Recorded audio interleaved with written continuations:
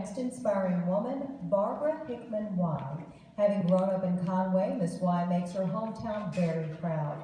Barbara Hickman Whye is Executive Director of Strategy and External Alliances at Intel Corporation.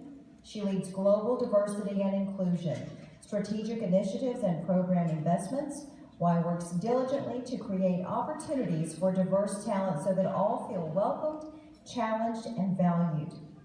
This is possible thanks to her commitment to improving access to careers in technology for everyone. Whye is passionate about advancing the practices of science, technology, engineering, and math, also known as STEM. The source of her passion lies in her own personal story and the belief that STEM fuels innovation. STEM empowers women and underserved children, and STEM transforms lives.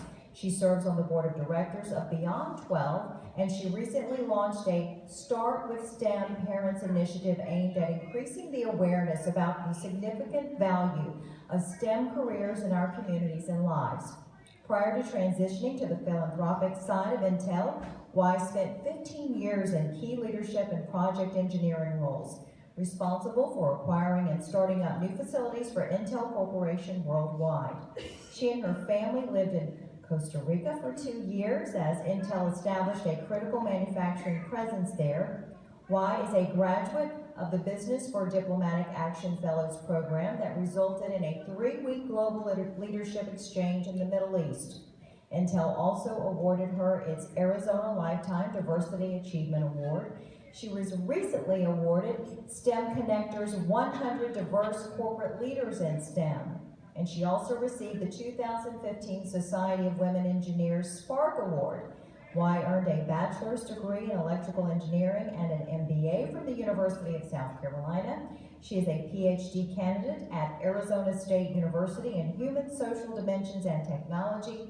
We proudly honor Barbara Hickman Whye as an inspiring woman. Ms. Whye is accompanied by her brother, Marvin Hickman, who will now share his thoughts on this recognition. Let's welcome him.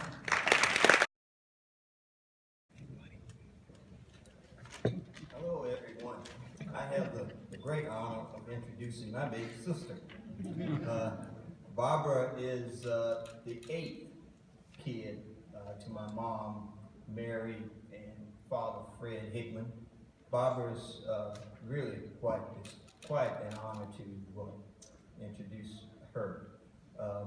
She obviously graduated, and Bob left. We grew up in Allentown, South Carolina, which Allentown is in between Conway and Lois on Highway 701. And on a cold night like tonight, wind literally blew through our house, but there was a lot of love in that house. Her passion in helping people started early. We worked as a team, young kids working in tobacco. My father, a great man, loved helping people, but with us, he wouldn't allow us to use the word I can't. I can't wasn't used in our house. We could do everything. We studied.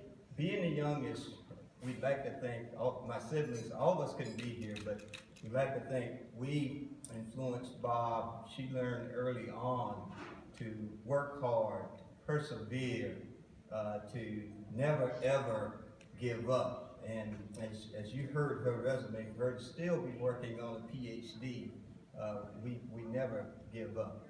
The church was a big part of our growth. The community, all of us, as you can see from the table here, we pulled together to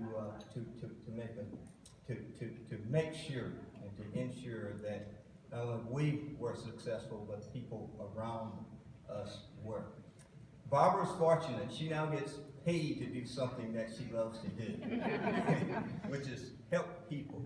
And as mentioned, she traveled the world. She called me one day. She was on a plane in Russia, and there were no seats. They had no covers on the airplane. She's traveled extensively and helped the world and made the world certainly a better place. So without further ado, I'd like to give you Barbara. Barbara made it easy for all of us being mentors and role models. Actually, she's become our role model, and we're very, very proud of her. Thank you.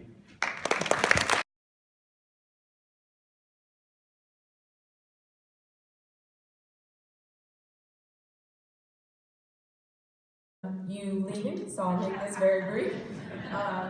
First and foremost, I would just like to thank you, Marvin, for the warm introduction, but more importantly, thank you for your walk and for you and the older siblings for being such great models and a beacon of light for me to show me what was possible.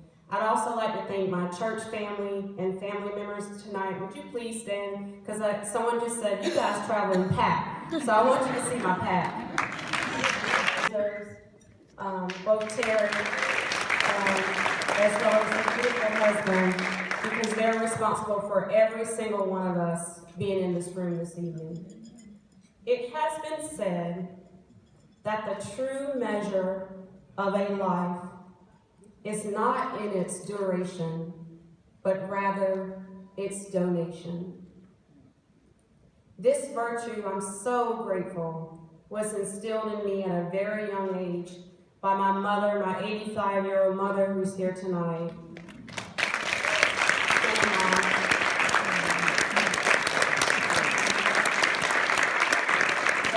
And my father that we call Mr. Ed. And, God rest his soul. But I'm so grateful that this virtue of being of service to others was instilled in me at a very young age. And it was practiced in my community. This wasn't a philosophy that was in the air. It was practiced in a great deal in my community. I'm just so grateful for that tonight. I got a chance to also practice this in college with my sorority, as we also continue to just give to others and be of service to others.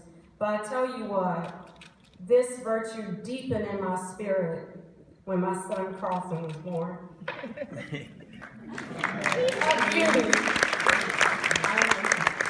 Because as parents, you want the world to welcome your kid so that they can be their best and give their best. And it's because of this notion that this fire got in my bones to make sure that every kid had a quality access to education, a quality education, because it's a fundamental right. Because I tell you tonight, we don't know which kid may be in poverty like myself that may have the solution to cancer. So it's an imperative for us to make sure, ladies, that we nurture all kids, because we don't know which kid has the solution to even making that mammogram experience less painful for us